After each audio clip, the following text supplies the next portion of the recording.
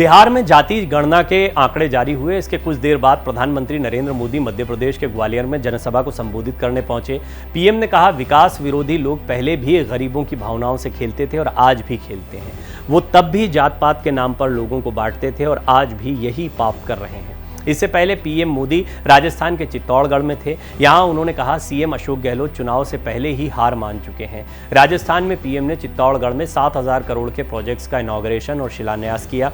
मोदी ने कहा, कांग्रेस ने झूठ बोलकर सरकार जरूर बना ली लेकिन चला नहीं पाई। मुख्यमंत्री गहलोत बैठते उठते सोते जागते मुख्यमंत्री की कुर्सी बचाने में लगे रहे और आधी कांग्रेस उन्हें कुर्सी से हटाने में लगी रही, लेकिन लूट मचाने के मामले में पूरी कांग्रेस एक रही।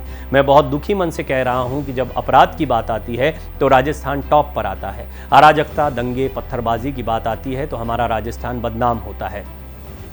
महिला अत्याचार, दलितों पर अत्याचार के मामले में राजस्थान बदनाम होता है। राजस्थान बड़े विश्वास और भरोसे से कह रहा है, भाजपा आएगी, दंगे रुकवाएगी। राजस्थान में रैली को संबोधित करते हुए पीएम मोदी ने कहा, मुख्यमंत्री गहलोत जी को पता है कि राजस्थान में सरकार की विदाई का काउंटडाउन शुरू हो चुका है। दिल्ली में बैठे लोगों को भले ही भरोसा ना हो, लेकिन गहलोत जी को पता है कि सरकार जा रही है, इसलिए वो आग्रह कर रहे हैं कि भाजपा सरकार बनने के बाद उनकी योजनाओं को बंद न किया जाए।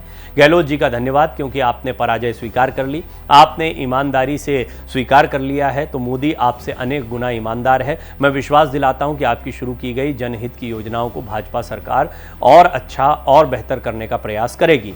पीएम मोदी ने चित्तौड़गढ़ में मेहसाणा बठिंडा गुरदासपुर गैस पाइपलाइन का इनॉग्रेशन किया। इसे 4,500 करोड़ रुपए की लागत से बनाया गया है। इसके अलावा पीएम ने आबू रोड में हिंदुस्तान पेट्रोलियम कॉर्पोरेशन लिमिटेड के एलपीजी प्लांट का भी इनॉग्रेशन किया।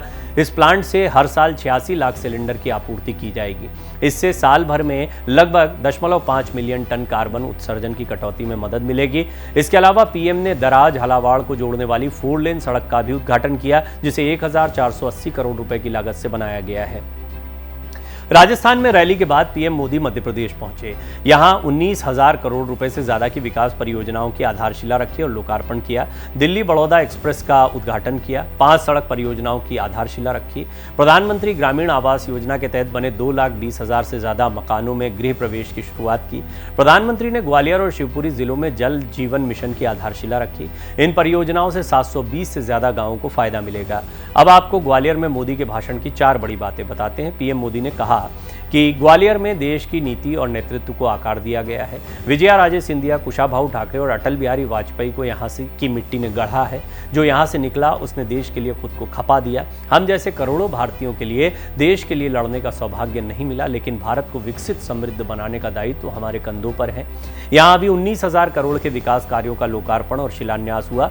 मैं देख रहा था कि विकास कार्यों की पट्टिकाओं के पर्दे खुले की ताली बजाते बजाते आपके हाथ थक गए।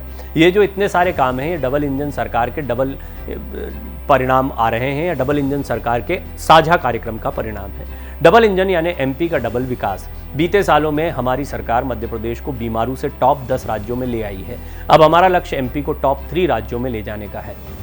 आपका एक वोट एमपी को टॉप 3 में पहुंचाएगा। आज दुनिया में भारत का डंका बज रहा है। आज दुनिया को भारत में अपना भविष्य दिख रहा है। जिनको कुर्सी के सिवा कुछ नजर नहीं आता, उनको भारत का डंका बजना भी पसंद नहीं आ रहा है। आज भारत दुनिया में 5वें नंबर की आर्थिक ताकत बन गया है। कांग्रेस के लोग कह रहे हैं कि ऐसा हुआ ही नहीं, बहुत जल्द हम दुनिया की तीसरी अर्थव्यवस्था बन जाएंगे। इन सब चीजों से कुछ लोगों के पेट में दर्द हो रहा है। इन लोगों को 60 साल दिए थे। अगर 9 साल में इतना काम हो सकता है तो 60 साल में कितना हो सकता है, लेकिन वो नहीं कर पाए। वो लोग आज घोर भ्रष्टाचारी हो गए हैं। वो पहले भी एक परिवार का गुणगान करते थे, आज भी वही कर रहे हैं।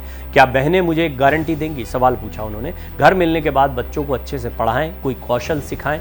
हमारे लिए नारी सशक्तिकरण एक मिशन है। पहले की सरकारों ने झूठे वादे दिए, हमने नारी शक्ति वंदन अधिनियम शक्ति बना दिया है। पहले की सरकारों में महिला आरक्षण के नाम पर छलावा किया जाता था। 2014 से पहले किसी ने दिव्यांग शब्द सुना था? पहले की सरकारों ने उन्हें बेसहारा छोड़ दिया था। हमारे सरकारों ने उपकरण दिए, लैंग्वेज दी। जिनको किसी ने नहीं पूछा उनको मोदी पूछता है, उनको मोदी पूजता है। स्वच्छता में मध्य प्रदेश में नंबर 1 हुआ है। ये भी कांग्रेसियों को पसंद नहीं है। क्या आप उन्हें सत्ता सौंपेंगे? प्रधानमंत्री नरेंद्र मोदी राजस्थान और मध्य प्रदेश दोनों ही जगहों पर जमकर रैलियां कर रहे हैं और एक बार फिर वो पूरी तरह से चुनावी मूड में दिखाई दे रहे हैं। उनकी ये बातें स्पष्ट तौर पर संकेत दे रही हैं कि वो सिर्फ विधानसभा चुनाव के लिए प्रचार नहीं कर रहे हैं, आने वाले दिनों में होने वाले लोकसभा चुनाव के लिए भी बीजेपी की जमीन को वो मध्य प्रदेश और राजस्थान में मजबूत करने की कोशिश कर रहे हैं। जातिगत आरक्षण को लेकर जो बहस चल रही है उस पर भी उन्होंने टिप्पणी की है कि जात पात के नाम पर फिर से बांटा जा रहा है।